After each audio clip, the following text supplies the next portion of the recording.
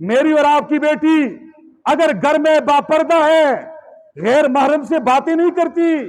لیکن میں نے آپ نے اس اسکول میں تو داخل کرنا ہے۔ اب اسکول کا جب ہم انتخاب کرتے ہیں، جب ہم داخل کرتے ہیں، ہمارے اسکولوں میں، ہمارے تعلیمی سسٹم میں مخلوط سسٹم ہے، کو ایجوکیشن ہے، پہلی کلاس سے لے کر وہ ایف ایس سی تک ایک ہی سائیڈ پہ لڑکے بیٹھے ہیں، ایک ہی سائیڈ پہ بچیاں بیٹھی ہوئی ہیں، نوجوان ہیں۔ یہ بچی جب ایک بینچ پہ بیٹھ کر 10 سال ایک جگہ پڑھتی ہیں، یہ کوئی رابعہ بصریہ نہیں ہے،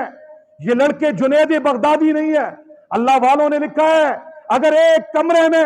جنید بغدادی بھی ہو اور رابعہ بصری جمع ہو جائیں، ان کے دل میں بھی گناہ کا خیال آ جائے گا۔ ہم کہتے ہیں اس کا نام تعلیم ہے، اسی کا نام جو ہے ترقی ہے، اسی کا نام ماڈرن نظام ہے کہ لڑکے لڑکیوں کو مکس اچار کر کے انہیں نچوایا جائے۔ ہمارے ان اداروں میں جو کچھ ہو رہا ہے، جو کچھ ہوتا ہے، پھر نکلنے والی بچیاں اور بچے